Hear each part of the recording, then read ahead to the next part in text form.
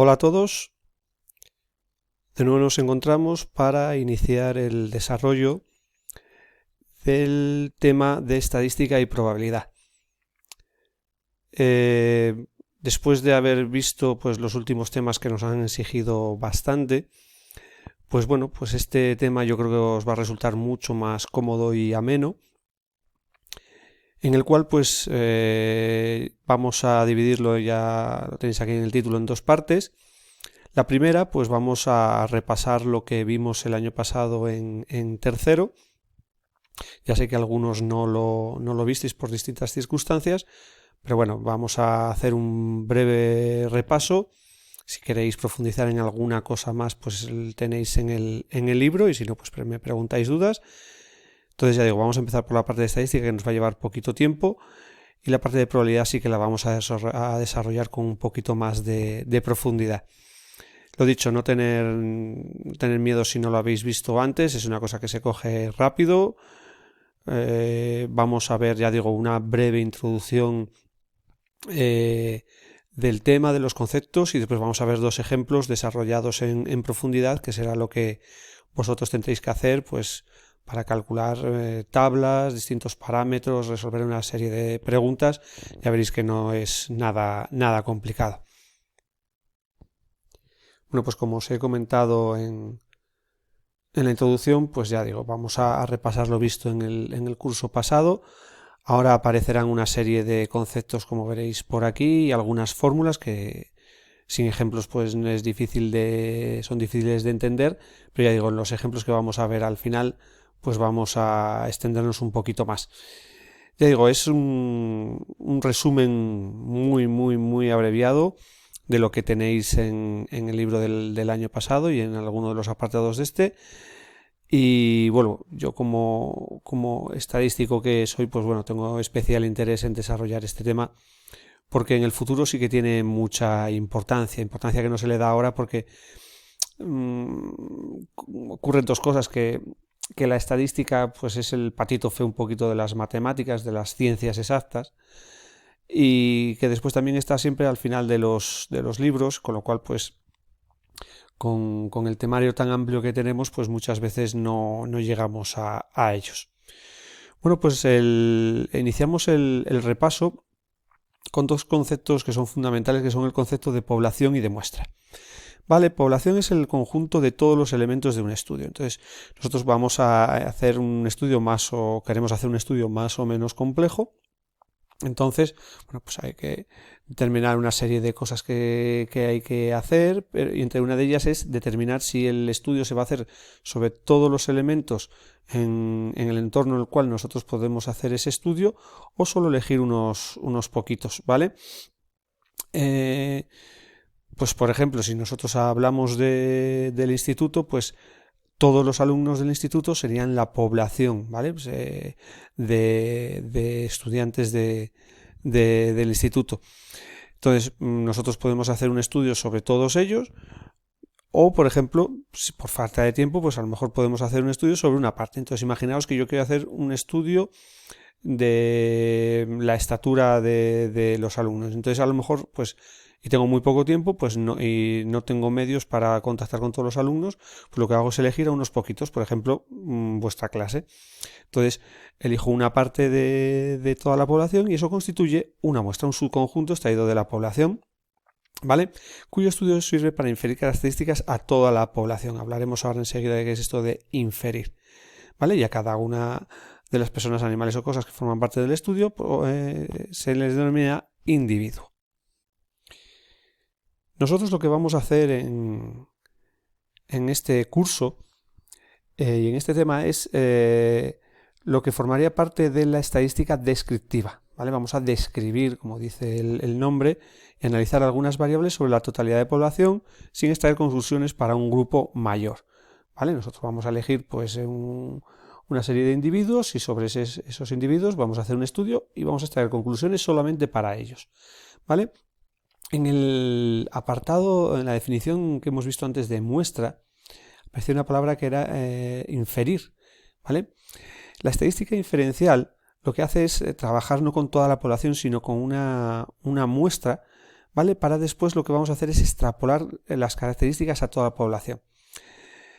Ya digo, la elección de muestras pues depende de muchos factores, ¿vale? Entonces entenderéis muy bien ahora con el ejemplo que es el típico que se da en estadística. Imaginaros que yo os mando a hacer un estudio a algunos de vosotros, no a todos, de, pues por ejemplo, en las elecciones generales, cuál va a ser la intención de voto de las personas que pueden votar en vuestro pueblo, ¿vale?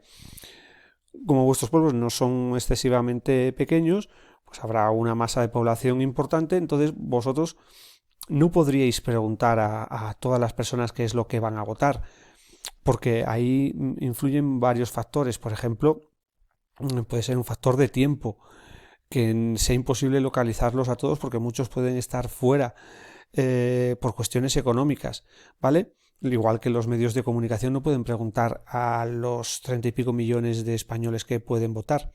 Entonces, ¿qué se hace? Se elige una muestra. El elegirla pues requiere un determinado estudio, ¿vale? Que comentaré más adelante.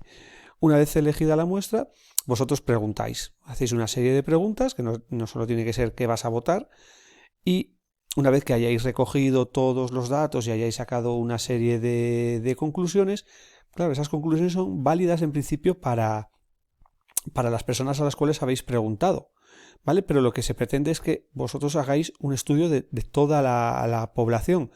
Entonces lo que se hace es inferir, es decir, es intentar que las muestras que vosotros elijáis y las preguntas que hagáis y algunas cosas más, el diseño que hagáis del experimento sea lo adecuado para que con cierto error, que lo que hay que hacer es minimizarlo, podáis sacar conclusiones para toda la población. Entonces se dice, pues muchas veces en las encuestas, pues va a votar al determinado partido el 32%, y después veis el número de personas que se ha hecho la encuesta e incluso hay pues unos datos de error, unos datos que bueno, más o menos, en función de cómo estén, pues pueden ser más ciertos o no, ¿vale?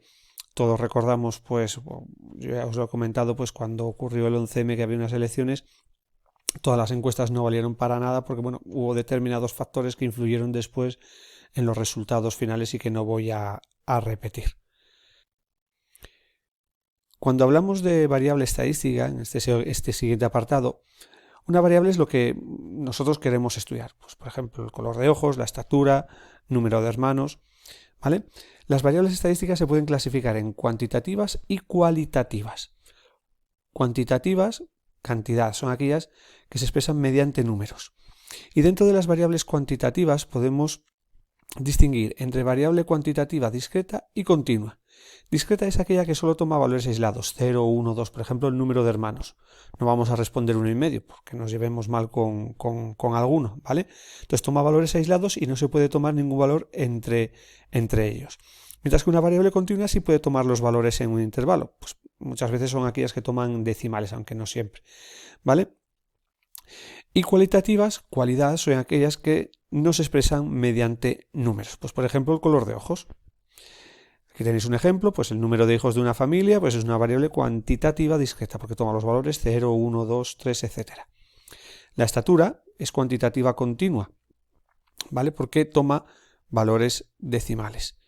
Y el color de pelo pues es una variable cualitativa, rubio, pelirrojo, ¿vale? Porque la respuesta no se da mediante un número.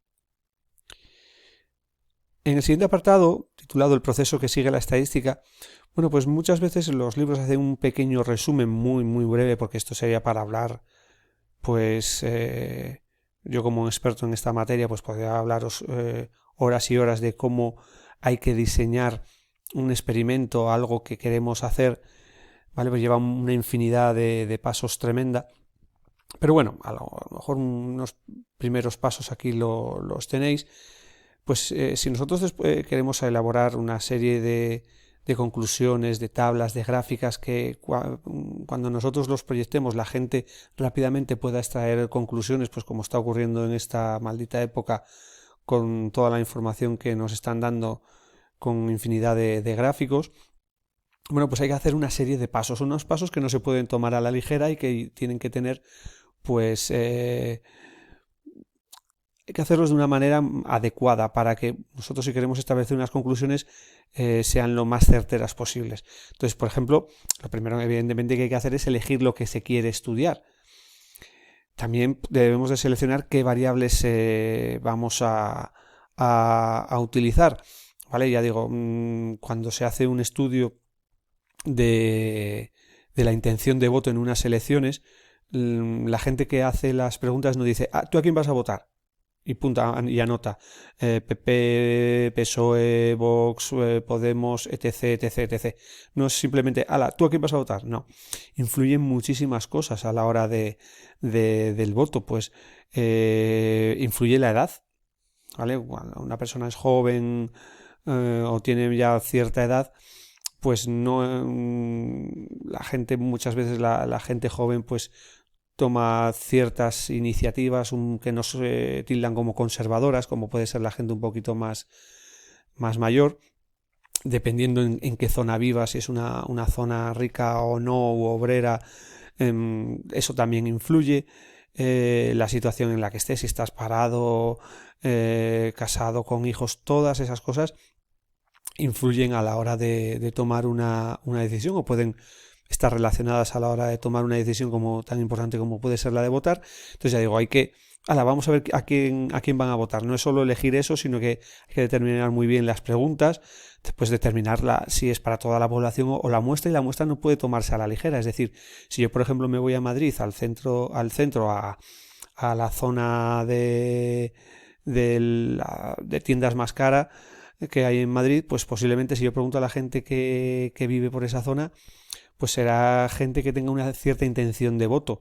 Si me voy a un barrio más obrero, pues esa intención cambiará. Entonces yo no puedo preguntar en Madrid la intención de voto en el barrio rico, porque entonces va a haber ciertos partidos, normalmente de derechas, que ganarían pues con mayoría absoluta. O si me voy a una zona obrera, pues normalmente son partidos más de izquierda. Entonces hay que elegir muy bien, pues en función de los censos de las personas que vivan, pues elegir muchas zonas, cuantas más mejor, saber cuántas personas viven ahí, hacer un estudio proporcional al número de personas, elegir unas submuestras dentro de la muestra. Es decir, son muchísimas cosas las que influyen en el desarrollo de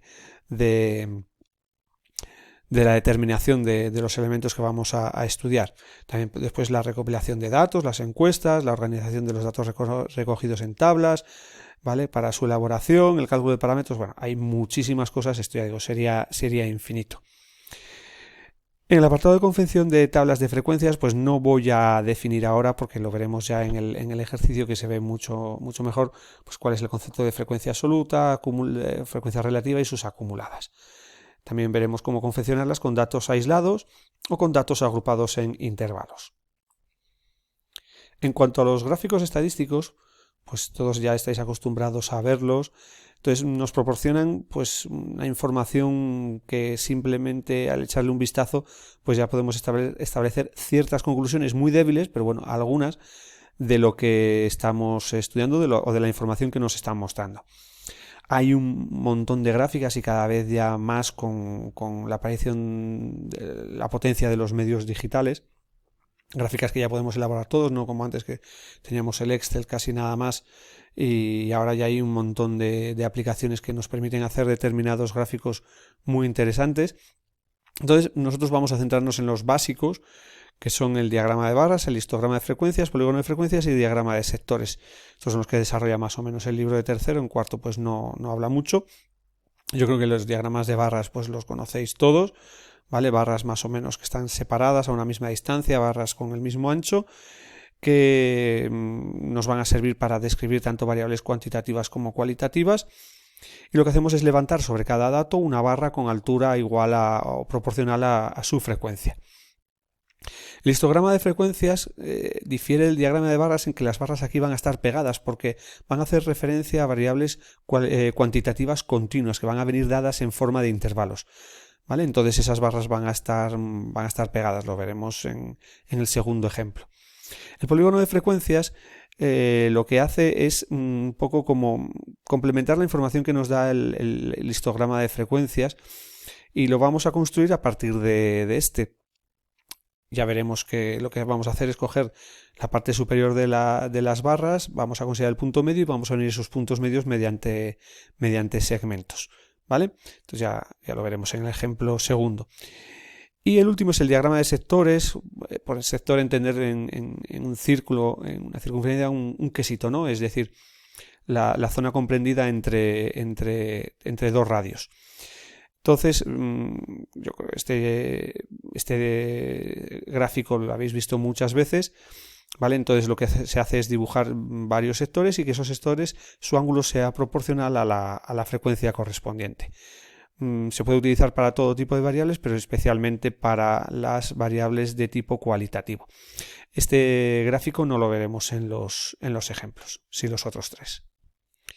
Y para finalizar este primer vídeo, vamos a hacer referencia a los parámetros estadísticos, que son aquellos valores que nos dan determinada información que, bueno, pues para nosotros pues puede ser importante a estas alturas cuando nos estamos introduciendo en la parte de estadística, pero bueno, que en sí tienen que ser complementados con más cosas. Vamos a ver tres tipos. En primer lugar serían las medidas de centralización, las cuales se llaman así porque nos dan información del valor central, sobre el valor central, sí, cómo se distribuyen los datos más o menos en esa zona centro. Las principales medidas de centralización que vamos a ver son tres, que sería la media aritmética, algo que vosotros utilizáis para calcular las notas medias de clase. Y aquí tenéis la fórmula. Ahora mismo no la vais a entender. Los que dieron esto el año pasado pues empezarán a recordarlo. Veremos lo que significa este símbolo, que se llama sumatorio, ¿vale? Diréis, esto a mí no me suena nada. Ya digo, más o menos después os lo explico. También veremos la mediana, aunque como es una medida de posición la voy a definir en ese apartado, y la moda, que es el valor con mayor frecuencia. Dicho de otra manera, el dato que más veces se repite. El segundo tipo son las medidas de dispersión, y como su nombre nos indican cómo de dispersos están los datos, ¿vale? Lo normal es que lo que vamos a hacer este curso es comparar la dispersión de los datos con respecto a la media aritmética. Ya digo, este concepto, pues a lo mejor así, ya digo, con esta introducción es difícil, pero vuelvo a decir, imaginaos la siguiente situación que yo comento siempre. Si una persona hiciera dos exámenes y en los dos sacara un 5, su nota media evidentemente también sería un 5. ¿Qué ocurriría en un segundo alumno si con las siguientes notas? 0 y 10. Si calculáis la media, también sería 5, ¿vale? Pero las conclusiones que podéis sacar para ambos son la misma. Yo creo que no, ¿vale? Una persona que tiene dos 5, pues por las razones que sean, pero normalmente puede ser una persona que se le dé regular las matemáticas, por ejemplo, si estamos hablando de esa asignatura. Mientras que una persona que saca un 0 o un 10 hay una cuestión ahí muy importante, que puede haber vagueado y después se ha dado cuenta de que si no lo hace mejor podría haber suspendido y por eso saca un 10. ¿Vale? Son situaciones muy extremas, pero las conclusiones no son la misma para ese tipo para esas dos personas para las cuales hemos hecho el estudio. ¿Vale? En el primero hay muy poca dispersión de los datos, más bien nula, y en el otro pues hay una dispersión muy, muy potente, con lo cual hay que analizar por qué ese caso del 0 y el 10. Dentro de las medidas de dispersión hay varias que mencionaba el libro de tercero que no vamos a ver, como son el recorrido rango, que es la diferencia entre el valor más grande y el valor más pequeño, y la desviación media, que es una fórmula similar a esta que tenéis aquí, pero en lugar de con este cuadrado con valores absolutos. Entonces, las que vamos a ver son dos, que son la varianza y la desviación típica. La varianza tiene esta fórmula un poquito compleja que cuando se enuncia suma de las desviaciones cuadráticas respecto de la media, es algo que no vamos a definir, bueno, vamos a tener la fórmula. Entonces, como veis, hay dos fórmulas, lo que es la definición, que es esta, y esta que es una deducción de esta fórmula.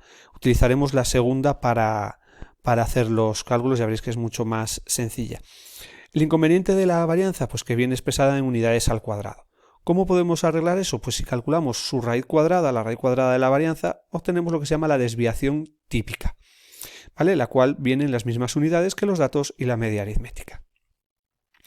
La desviación típica tiene mucha importancia porque complementa muy bien la información que da la media aritmética, ¿vale? Se complementan el uno al otro. Ya digo, si conocemos los valores de la media y la desviación típica, podemos tener una idea muy aproximada de cómo es la distribución, ¿vale? Porque ya digo que la media nos dice dónde está el centro, más o menos dónde están donde hay más datos, y la desviación típica nos va a orientar sobre la dispersión. Entonces, muchas veces, ya digo, veréis en el futuro que cuando consideramos pues la media menos la desviación típica o más la desviación típica y el intervalo abierto con esos datos, o con 2 veces la desviación típica o 3, digo, tenemos una cantidad importante o un porcentaje importante de los datos que tiene la distribución. Para acabar con las medidas de dispersión, pues vamos a utilizar otra medida que lo que hace es comparar la dispersión de poblaciones heterogéneas, que es el coeficiente de variación, que se define como el cociente entre la desviación típica y la media aritmética. Ya digo, lo que vamos a hacer aquí al hacer una división es relativizar la dispersión, es una medida que es adimensional y que se suele expresar en tanto por ciento. Nosotros utilizaremos esta fórmula para obtener la aproximación a ese porcentaje de dispersión. Cuando hablamos de comparar la dispersión en poblaciones heterogéneas, pues imaginaros la situación en la cual pues nos dicen que tenemos que comparar el peso, la media del peso y la desviación típica entre la cierta población de perros y de toros. Imaginaos que para los perros sale una media de 5 kilos del perro y una desviación típica de 2 kilos. Y para los toros nos sale una media de 480 kilos y una desviación típica de 20. Claro, si comparáis la desviación típica, en unos casos de 2 kilos y en otro de 20, pues evidentemente es mucho más pequeña en los perros, pero creo que es más sencillo ver la diferencia de 2 kilos en un perro que de 20 kilos en un toro. Entonces, ya digo, simplemente fijarnos en la desviación típica no es lo recomendable. Entonces, lo que se hace es hacer esta comparación y obtener un porcentaje que ahí lo que va a hacer es comparar, en este caso, el peso de dos poblaciones totalmente distintas, o de animales totalmente distintos, como son perros y toros, ¿vale? Y hacer una medida en la cual sí podamos hacer una comparación, ¿vale? Relativa de la dispersión de sus datos. Para finalizar, el tercer tipo de parámetros que vamos a ver son lo que se llaman las medidas de posición, las cuales nos van a dividir una distribución ordenada en partes iguales. Se llaman en general cuantiles, y dentro de los cuantiles hay pues varias familias, como pueden ser los percentiles, los cuartiles, los deciles, los quintiles. Nosotros nos vamos a quedar con los dos primeros. Los cuartiles, como su nombre indica cuartos, son aquellos valores de la variable que va a dividirla, una que esté ordenada de menor a mayor, en 4 partes iguales. Entonces, si os fijáis aquí en el esquema, pues son 3 valores, el cuartil el primer cuartil, el segundo cuartil y el tercer cuartil. Y si os fijáis, pues como lo divide en 4 partes, pues tenemos el 25% de los datos, otro 25% hasta aquí el 50%, ¿vale? 75% de aquí hasta el 100%. El primer cuartil es es el dato de la distribución que deja al menos el 25% por debajo y el 75% por arriba. ¿Vale? Pues sería esta situación, 25 por abajo y 75 por arriba. El segundo cuartil también se le llama mediana, que también era una medida de centralización, y es el dato que va a dejar, es como el dato medio, ¿no? El que deja el 50 por debajo y el 50 por encima. ¿Vale? Pues ese será la mediana. Y el tercer cuartil, ¿vale? Es el que va a dejar el 75% de datos menores o iguales que él y al menos un 25% por encima. ¿Vale? Esta sería un poquito la definición de lo que son los cuartiles. Y los percentiles, ¿vale? Por ciento, son aquellos datos de la distribución, ¿vale? que van a dividirlo en 100 partes iguales, una vez ordenados de menor a mayor. Por ejemplo, si yo considerara el percentil de orden 40, es el que deja el 40% de los datos, o al menos el 40% por debajo de él, y por lo tanto al menos el 60% por igual o por encima a ese valor. ¿Vale? Bueno, pues todos estos parámetros los vamos a calcular ya en los ejemplos, donde vais a ver ya el significado real y cómo se calculan. Así que tranquilos, que ya es una introducción que incluso, pues ya digo, es un poco de repaso de lo que hemos visto en el curso pasado. Y ya digo, yo como estadístico me gustaría explicarlo esto muchísimo mejor, pero bueno, con esto ya digo, vamos a tener una idea de lo que vamos a ir viendo. Así que tranquilos que ya veréis que no tiene mucha dificultad. Bueno, pues con esto doy por finalizado el primer vídeo y nos vemos en los vídeos siguientes. Muchas gracias por vuestra atención.